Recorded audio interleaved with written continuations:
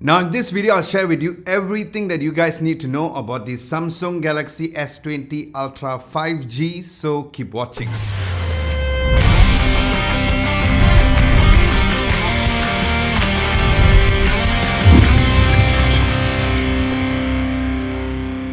Hey, what's up guys, Adam Lobo here and you're watching Adam Lobo TV. If you guys are new, hello and welcome.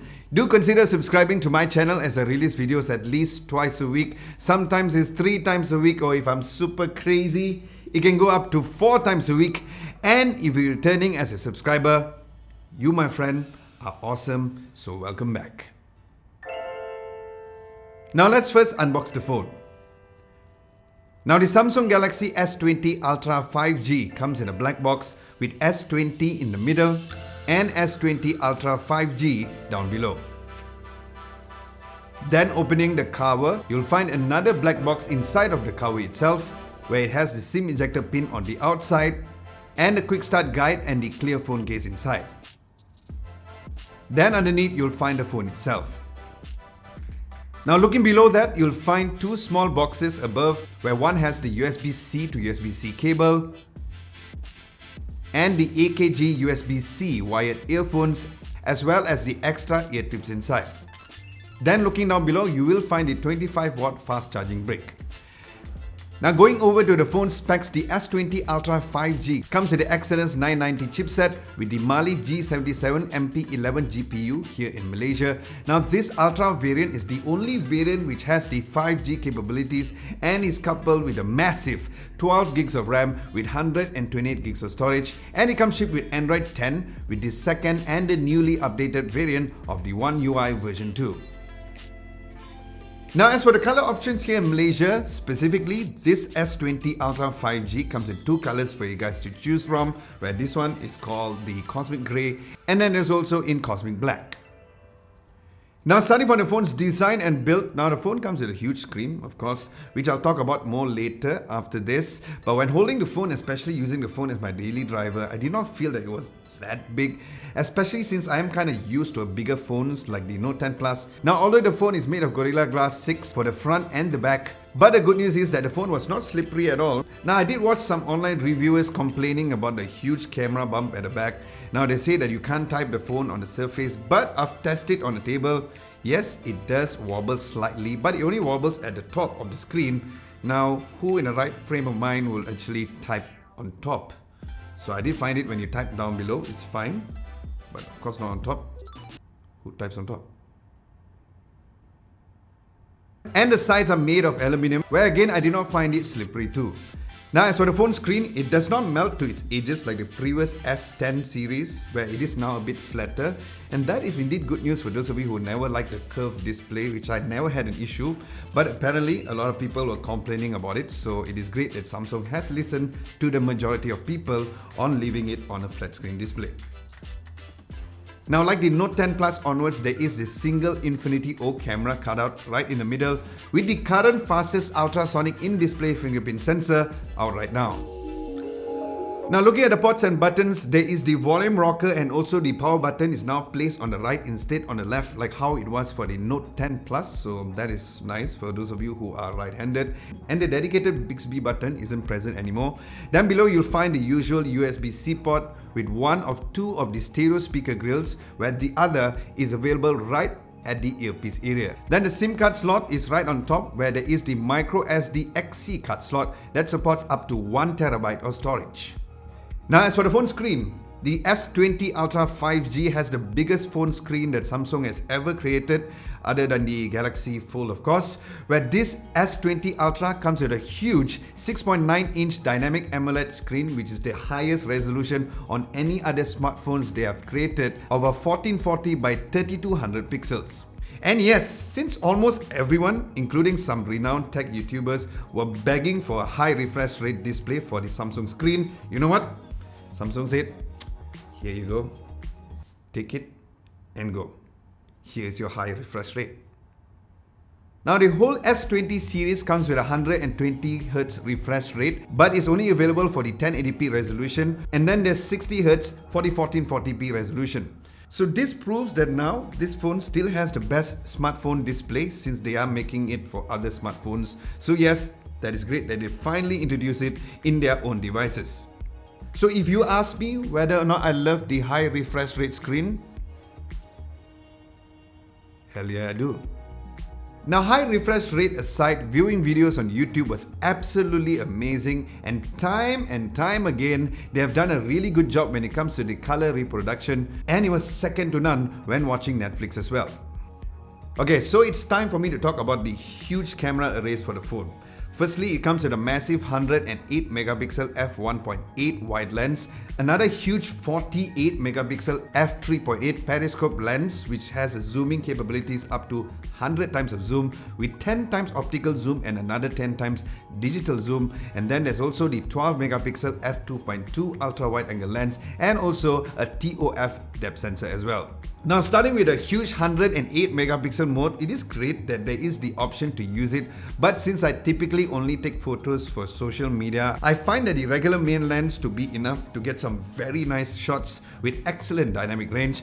Now, since the introduction of the S10 series last year, photos are way less saturated compared to what they have been released before, and since there is a high dynamic range for every photos, you can always add any other adjustments like adding the saturation or even brightness in post without ruining your photo. Now, with this amazing depth sensor, gone are the days where I used the live focus feature as much, since I felt that the dedicated depth sensor on the phone really helps to give you some really nice organic shallow depth of field, where taking photos look like it was taken on a fast aperture DSLR camera lens. Now, I've said it before and I'll say it again, that I've always been a fan of the ultra wide angle lens for Samsung's phone because there is a software optimization to ensure that although you have a nice, really wide angle depth of field, there is absolutely no distortions at the sides of the photos.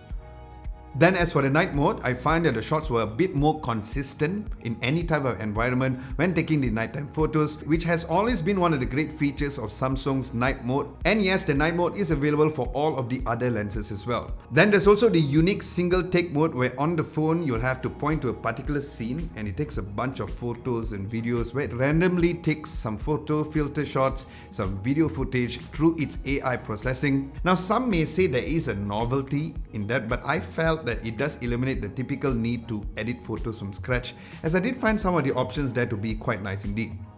And yes, the 100 times zoom feature is more like a feature that I feel that you may not really need it, but it's good that it's there. It is a bit more of a novelty feature if I really had to use it, but I did find that zooming up to 15 times to be very decent. 30 times was still okay, but I won't go beyond that personally. Then looking at the front camera, it also comes with a huge 40 megapixel f2.2 lens, where photos for the front camera had a very nice skin tones, where I did notice that the colors were not overly saturated again for the front facing camera, so you can always adjust it in post, as the photo quality was really amazing with no softness at all when taking photos for the front camera. And the live focus mode for the selfie shots looks great, as you guys can see over here. Alright, now let's talk about the phone's video taking capabilities. The rear camera records up to a crazy 7680 by 4320 8K resolution, which is the first ever smartphone which is capable of shooting that high of a resolution. Now, please keep in mind that this resolution of the 8K resolution is only available for the main lens, so you cannot use it for your other lenses. Now, here's where some people also said that it was just a gimmick. But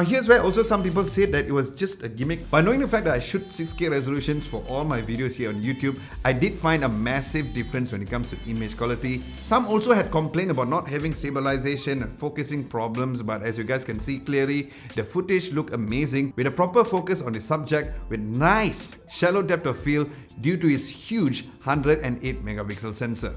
And guys, if you have ever watched my previous videos, you know that my hands are really shaky, and as you guys can see, there's no issues when it comes to image stabilization. Yes, this resolution may not be suitable for a run and gun situation, but just having that option on a freaking smartphone is just mind-blowing, and you can even take stills from that mode to have super high quality camera photos.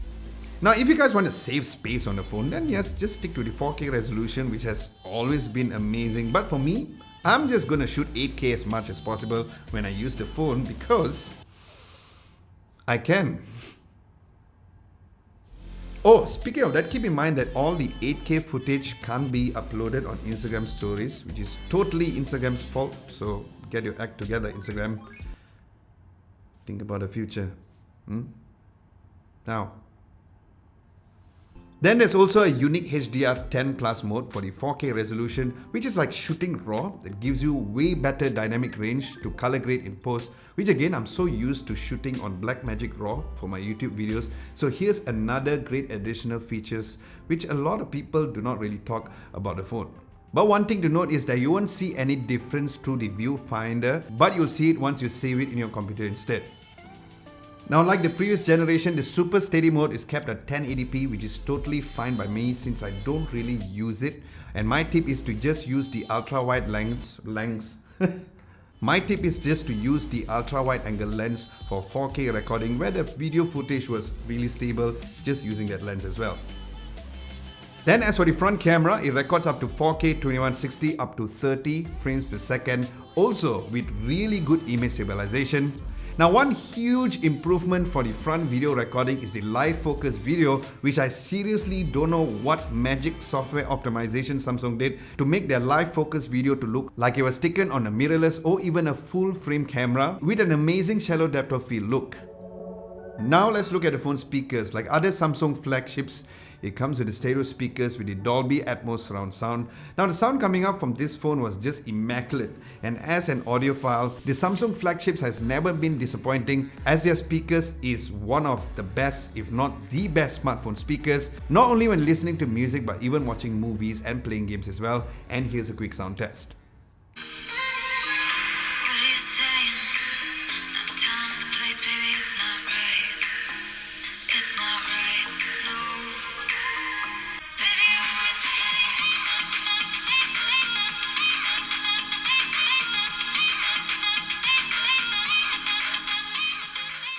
Now, in terms of the phone's software, it is shipped with Android 10. Now, as for the phone software, it is shipped with Android 10 with the One UI 2.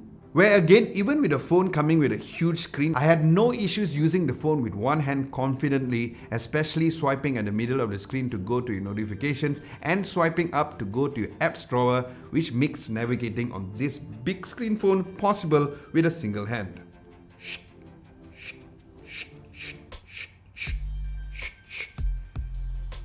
Now on to the phone's battery. I've mentioned before, size does matter when it comes to the phone's battery, and Samsung has listened to each and every one of y'all to give you a huge 5000 milliamps of battery. Now I did my battery test based on one with a high refresh rate of 120Hz at 1080p, and I got a total of 5 hours and 43 minutes at 10% battery with automatic brightness turned on. And then I tested the battery life with 60Hz at 1440p resolution, and it got me a total of 4 hours and 53 minutes at 10% battery with the same automatic brightness. And please keep in mind that the battery test was done mainly using the phone really vigorously and not using the dark mode, which eventually will get you even more battery.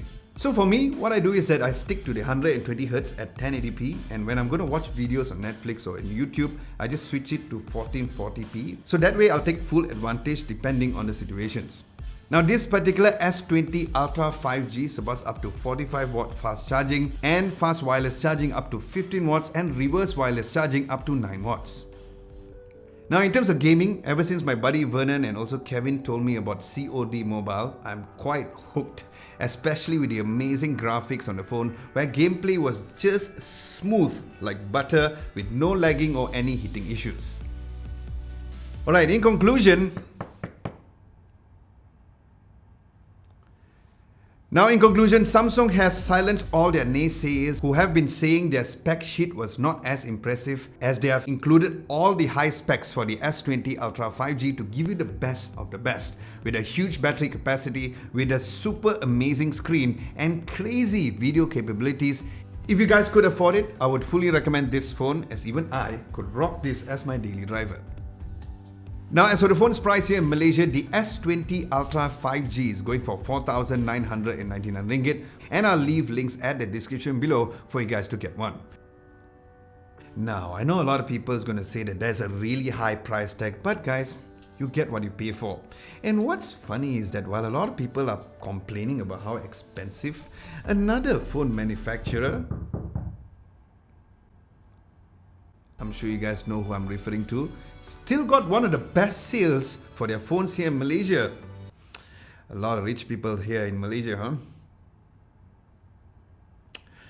Alright guys, with this, do let me know what you guys think of the Samsung Galaxy S20 Ultra 5G down at the comment section below. Would you guys get it? And if you guys have any questions to ask on the phone, let me know, because I still have the phone for about a few more days. Aside from that, thank you so much for watching. Hope you guys enjoyed this video. And if you did, be sure to give this video a nice big thumbs up.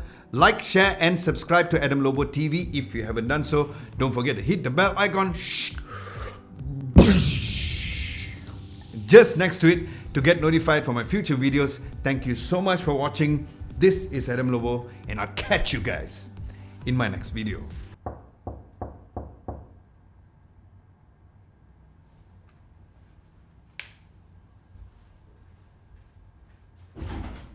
Good morning.